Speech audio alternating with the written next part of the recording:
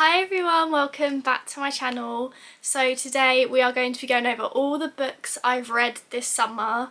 I think it's safe to say the summer is officially over in the UK, but if you want to keep the summer vibes going, here are some book recs that I've read over this summer. One of them is not summer vibes, but I have to talk about it because I loved it. I've got some notes on my phone.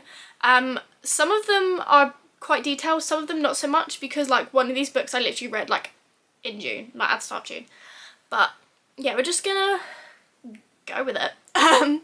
Yeah, let's just get straight into it.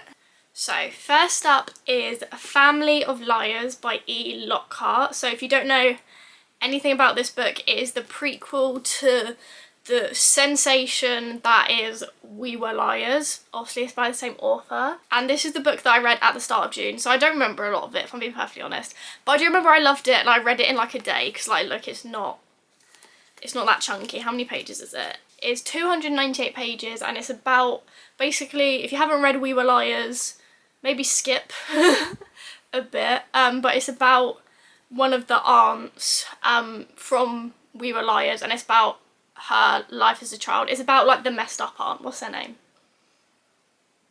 I don't remember.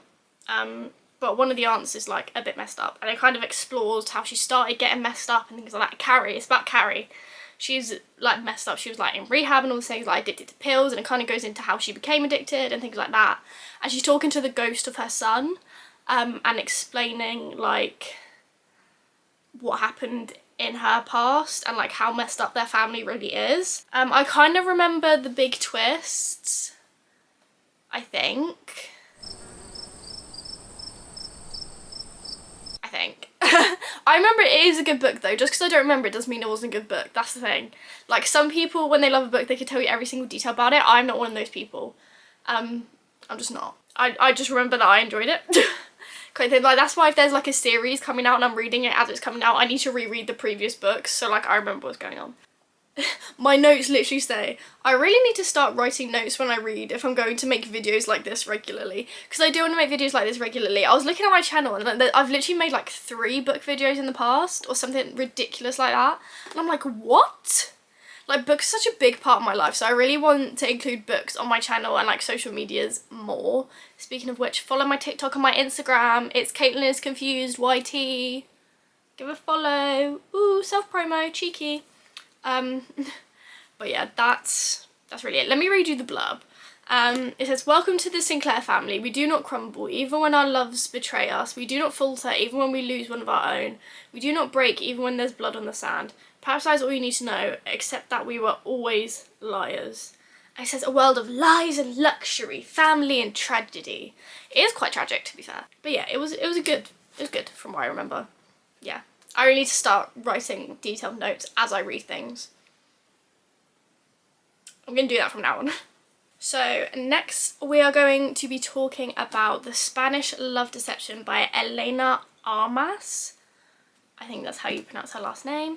Yeah, it was really good. I didn't really know anything about it. I just knew that like this one and her other book, The American Roommate Experiment, like I've seen it kind of like all over TikTok, Bookstagram, like people just talking about it left, right, centre. And I saw this one day in Waterstones and I was like, coming home with me. Yeah, it's really good. I think I read it in like a few days. Like I couldn't put it down. Loved it. Disclaimer, there are some steamy chapters and they are very steamy. So if you don't want to read a book with that in it, maybe don't read this book. Or like I say still read it, and then like you can tell when it's gonna get saucy. So if you don't want to read the saucy bit, just like skip.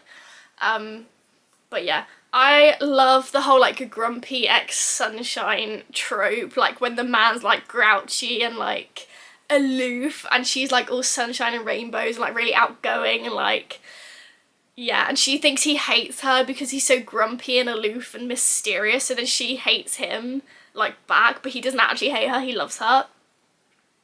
Love stuff like that. I wrote this note. It says, I'm learning Spanish on Duolingo currently, and there's bits of like Spanish in here because the main character, she is like from Spain. She moves from Spain to New York, I think it is, to be part of this like company. I don't remember what they do at this company, but yeah, and she like works her way up the ladder. She's like leading her own team. She's like real boss bitch. Like, yes, queen. Yeah, then he's like the head of another team and they're like enemies, kind of, but they're not actually enemies because he doesn't hate her. He's actually like loved her the whole time, kind of thing. That's not really a spoiler, like I think that's just obvious. Like, in my personal opinion. Sorry if like you think that was a spoiler, but I really don't think it was. Anyway, but yeah, there's bits of Spanish in here and I could like understand some of it and I was like, oh, like bilingual goddess over here, like kind of thing. For the most part, if there's bits of Spanish that's like important to the plot or what have you, or like to the characters, it's like translated under it. So like it'll say the Spanish line. So like if one of her relatives speaks to her in Spanish, because it's written from the point of view of the main character, if it's like said to her by like one of her relatives or something, usually underneath like in the point of view of like their character, it says like it translates it and then like her reaction to it sort of thing. But yeah, if it's not translated, that means it's not important and you don't need to worry about it really. But yeah, don't let that put you off, kind of thing. Oh, I also loved that at the end there's a little sort of like where are they now chapter. How many years in the future is it? It's a year later. And I love when romance books do that, have like a little epilogue of like what are they doing now kind of thing, because it's like, yeah, I want to know that the love story like continued kind of thing. I just love it. I love when romance books do that. Yeah, I keep forgetting to read you guys the blurb, so I'm gonna read you the blurb now, and maybe with the next book I'll remember to read it at the beginning, hopefully. But yeah, it says, wedding in Spain, the most infuriating man, 3 days to convince your family you're actually in love. It's because they actually are in love. There's no convincing needed. He loves her. Anyway. Catalina Martin desperately needs a date to her sister's wedding, especially when her little white lie about her American boyfriend has spiraled out of control. Not everyone she knows, including her ex-boyfriend and his fiancé, will be there. She only has 4 weeks to find someone willing to cross the Atlantic for her and aid in her deception. NYC to Spain is no short flight and her family won't be easy to fool. But even then, when Aaron Blackford, the 6'4", blue-eyed pain in the arse, offers to step in, she's not tempted even for a second. Never has there been a more aggravating, blood-boiling and insufferable man. You can just tell they're in love, like, come on. But Catalina is desperate, and as the wedding gets closer, the more desirable an option Aaron Blackford becomes. So it says it's an enemies to lovers, fake dating romance. Perfect for those looking for a steamy, slow burn with the promise of a sweet, happy ever after. See, so like, it promises you on the blurb that there's gonna be happy ever after, so like, I'm not really spoiling anything. Like, there's not really that many, like, there's no really big reveals in romance books, you know, like, you kind of know what's gonna happen. But I love it anyway. I love when the romantic hero looks like my boyfriend. I know that sounds so weird, but like, if there's a romantic hero that is like tall, dark hair, blue eyes, I'm like 6 foot plus, tall, dark hair, blue eyes, like that's my boyfriend. So I'm just like, I love that, because I just like, obviously you can kind of picture him, not like him necessarily, but like, especially like if the main character doesn't look like me, I'm not going to imagine my boyfriend like with another woman kind of thing. But it's kind of like, oh, it's easier to fall in love with someone who is described to look like someone you're already in love with in real life, if you get my drift. Like, that's why I love Ali Hazelwood's books. I've only read 2 of them, but both the romantic heroes were just like my exact type, which is dark hair and like blue/green eyes, like light eyes. So I call it the Zac Efron effect, because, you know, Zac Efron. It's the Zac Efron effect. Like, yeah. Anyway, that was so off topic. But yeah, I love this book. It is quite chunky, but I find it super easy to read. Like, I think romance books are just easy to read. They're just easy to like get lost in and just like giggle and like want to read more kind of thing. I don't know. Yeah, I'm a sucker for some romance. What can I say? I feel like summer is the best season for romance. I don't know if maybe it's because like I met my boyfriend in the summer, so to me summer is always like, love, falling in love, but I think summer and romance just go hand in hand. Okay, now we have another summer romance book. It's called Every Summer After by Carly Fortune, and I'm going to remember to read the blurb at the beginning. Here we go. 5 summers to fall in love, 1 moment to fall apart. They say you can never go home again, and for Persephone Fraser that has felt too true for the last decade. ever since she made the biggest mistake of her life. Instead of glittering summers on the lakeshore of her childhood, she spent them in a stylish apartment in the city, going out with friends and keeping everyone a safe distance from her heart. Until the day she gets the call that sends her racing back to Barry's Bay and into the orbit of Sam Florek. For 5 summers, through hazy afternoons on the water and warm summer nights working in his family restaurant, Persephone and Sam had been inseparable, and slowly that friendship turned into something breathtakingly more, before it spectacularly fell apart. When Percy returns to the lake to attend Sam's mother's funeral, their connection is as undeniable as it had always been. Percy must confront the decisions she's made and the years she's spent punishing herself for them, in order to determine once and for all whether their love might be bigger than the biggest mistakes of their past. Told over the course of 5 years and 1 weekend, every summer after is a big sweeping look at love and people and choices that mark us forever. Ooh. So as you see, this one isn't very long either. I read this in like a couple days, really. Let's read my notes instead of trying to remember what I want to say.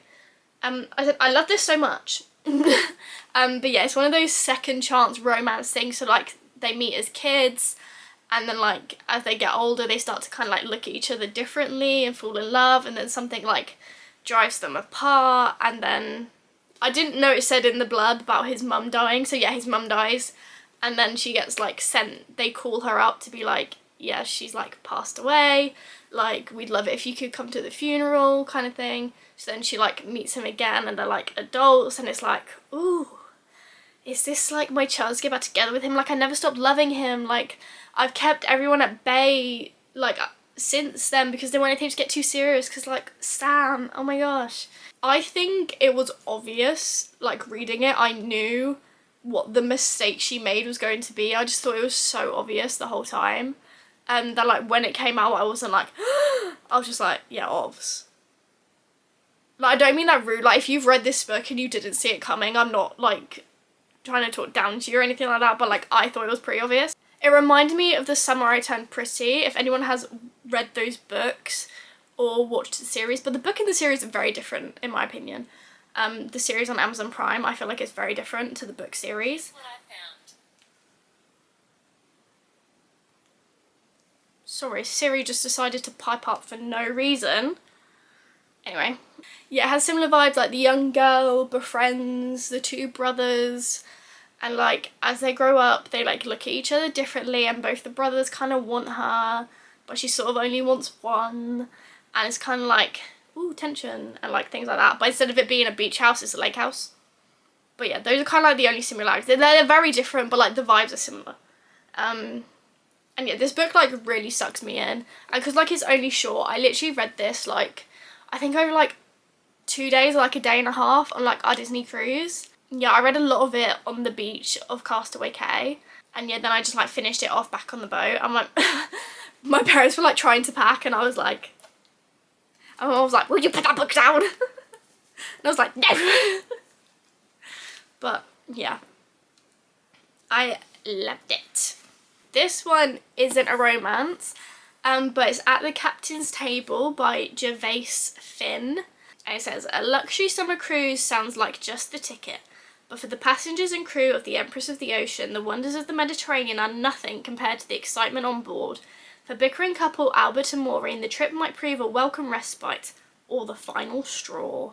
Meanwhile, snobbish Francis de la Mare discovers that a penthouse suite can be a lonely place. 12-year-old Oliver learns that guidebooks don't teach you everything, and cruise expert Neville just wants someone to talk to. But as everyone jostles for a seat at the captain's table, they might find all their plans going overboard. With a cast of unforgettable characters, laugh-out-loud humour and plenty of heart, this is the perfect holiday read. I didn't remember Neville being on the blurb, because like he's not that important in the book. Like he doesn't come up that much. Like there's characters in the book that are like mentioned more than Neville, in my opinion. So that's weird that he's on the blurb. But anyway, my boyfriend brought this for me. Basically I had like a drama with my debit card like months ago, back when I was still like at uni. And one day it just kind of all came to a head, and I was like in the middle of town and I started crying, and he was like, I'll buy you a book. And I was like, thank you. So he let me go and pick out like a book that I wanted, and I didn't have a book in mind at that time that I was like, oh, I'm dying to get this book. So I just kind of like went looking, and then I saw this and I thought it'd be cute because like we met on a cruise, so I was like, oh my gosh, cruise boyfriend, buy me a cruise book. Yeah, and he wrote a little note at the start of it. He wrote it in pencil though, because I asked him to, because I was like, I don't want it to like go through the page. I'm very precious about my books, and he wrote it in pencil. And yeah, so like that's cute. I wasn't allowed to read it until I started reading the book, and I was a good girl, and I didn't read it until I started reading the book. So I did really enjoy this, but I did only give it 4 stars, and that is because of these 2 reasons. So sometimes there were words, like fancy-ish words, and I had no clue what they meant. And one of like my biggest pet peeves when reading a book is when I have to put the book down to Google what a word means, because I can't just like carry on reading, and then when I'm done reading, like remember like make note of the words whilst I'm reading and then go back and look them up afterwards. Like I need to know what it means there and then so that I can get the context, kind of thing. And like obviously I get that like it improves your vocabulary and stuff like that, and like that's cool, but like a lot of the words in this book like that I looked up, I'm never going to use those words. There's never going to be a context for me to use those words.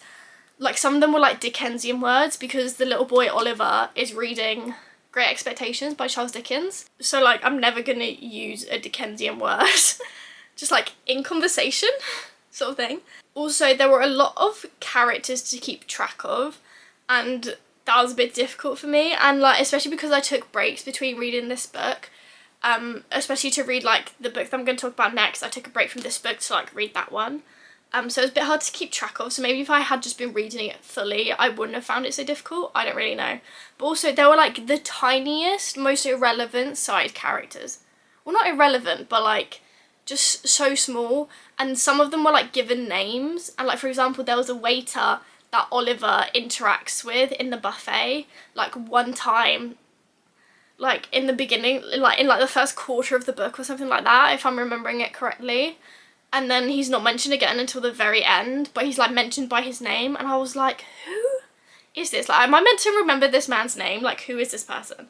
But other than those 2 things, it was a very enjoyable read for me, and I would like be open to reading other books from this author, just because I think this author's storytelling is like impeccable. Like I know all books like tell stories, and if you're not an avid reader you might be like, what? Like every book has storytelling, but like if you know, you know, like they're all different sort of thing. And yeah, there's just, the storytelling was so good. Like it did really like transport you, especially because I've been on quite a few cruises. I found it quite easy to be transported onto this cruise ship. But yeah, and I do agree with like the cast of unforgettable characters, plenty of heart, like yeah, I loved it. Okay, now this is the one that isn't summer vibes at all. But it is Kill for Me, Kill for You by Steve Kavanagh. So the blurb like isn't very blurby. I find that a lot with Steve Kavanagh's books, like he doesn't like to give a lot of a blurb because he wants you to like read the book. He gives you like just enough to like entice you, like barely anything, and you're like, I'm intrigued, so you buy the book. He's a very clever man.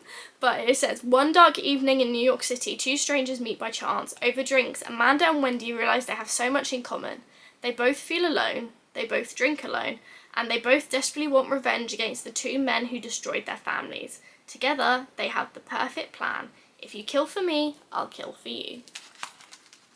Yeah, so not summer vibes at all. It's actually set in November, but Steve Kavanagh is like my favourite author of all time. So like the second this book landed on my doorstep, like it came out in early August, and as soon as it landed on my doorstep I had to consume its entire contents immediately.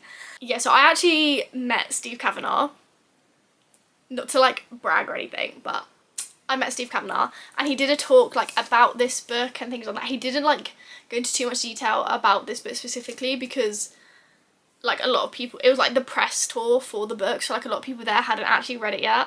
I'd read it. I devoured it in like 2 days. But yeah, it was interesting like how he spoke about it there compared to like what was in the blurb, because he went into a bit more detail like there than he did here. Yeah, I remember there's like 3 points of view, so it's from the point of view of Amanda, Ruth, and Detective Farrow, and Amanda and Ruth are both victims of like quite terrible crimes, and then Farrow kind of links them together and is like investigating both cases. And yeah, there's so many twists. Like, I've talked about Steve Kavanaugh books before on my channel. So many twists. Like, the way the man's mind works. There's something interesting that I found at that Meet the Author talk thing that I went to. He said he doesn't plan his books. He just writes. He just sits there and just like makes it up as he goes along. And it's like, what? Like, the way everything fits together and it's just so perfect. And it's like, you made that up as you went along, you friggin' genius. Like, what? As if. But yeah, it's so, so good. I cried. I gasped out loud. There was multiple times where I read something and I had to like I was literally like, this was it. I was like.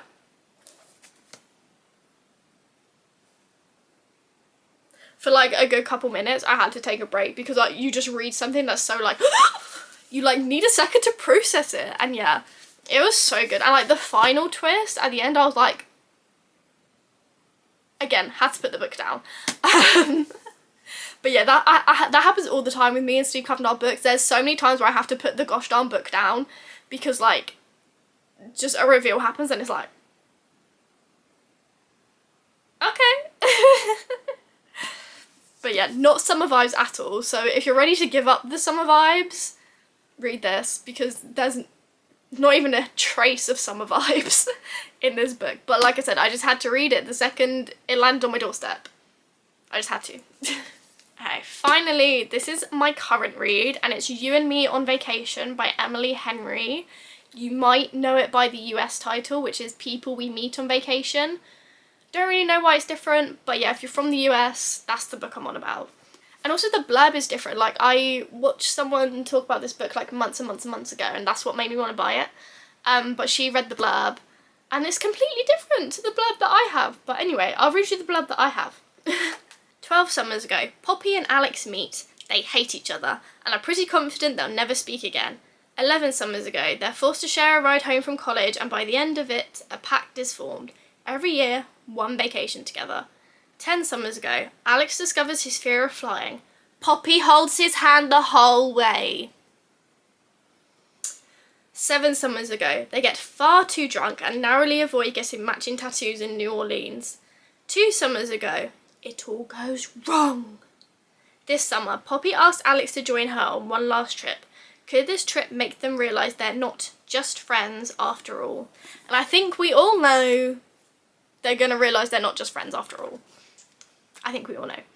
But yeah, I've only recently started this one, as you can see. My reading has been inhibited by this really inconvenient iron deficiency that I've developed. Yeah, so obviously when you're dizzy and lightheaded, you can't... Reading doesn't really go with that combination.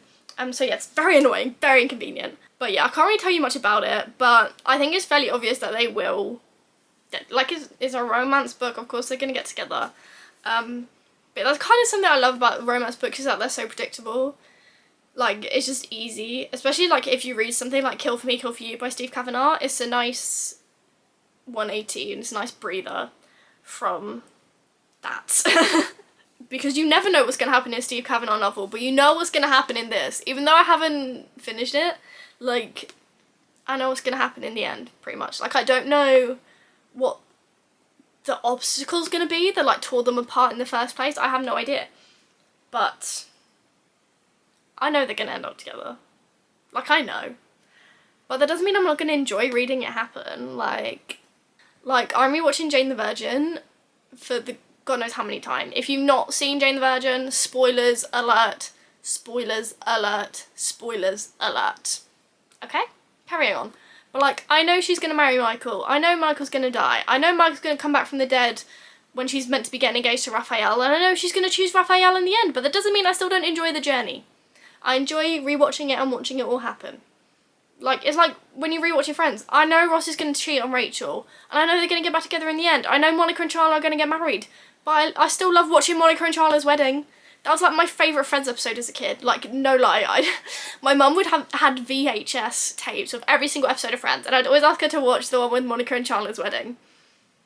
Like, I know that episode inside out, but I still love watching it, you know? That's what romance books are like. It's like, you know what's gonna happen, but like, you still love watching the journey kind of thing. That was such a tangent, I'm sorry. But yeah, that is it. Those are all the books I read this summer. If you're thinking, Caitlin, that's not a lot of books, that is because I don't read on vacation that much, which I know for the majority of people is actually the opposite, and you read more on vacation. And I go into vacation thinking that's going to be me, and I take like 5 books on vacation, and then I go on vacation and that's not me. I read like 1 book, maybe if I'm lucky. So yeah. It's because I've worked reading into my evening routine at home, and so obviously vacation, I'm out of routine. I love routine. I thrive on routine. If every day is the same, I thrive. Random fact about me. But yeah, I don't read as much on vacation because I'm not in my routine. So that's why there's not a lot, because I was very lucky this summer and I've had 5 weeks of vacation. I had 3 weeks of a family vacation and 2 weeks on vacation with my boyfriend. So I've been very blessed this summer to have a lot of vacation time. And so I haven't read as much because I just can't read on vacation. I don't know. Like, being sat on a beach in Castaway Cay, I can read for 2 hours. But like, I can't read like every day, and like, it's just when I'm out of routine. If you're judging the amount I've read, that's why. But yeah, thank you guys so much for watching. If you like this video, give it a thumbs up. If you want to purchase any of these books, I will leave the links to the Waterstones in the description. And yeah, that is it. Follow my TikTok and follow my Instagram. And yeah, that's it. Please subscribe if you haven't already, and I will see you in my next video. Bye.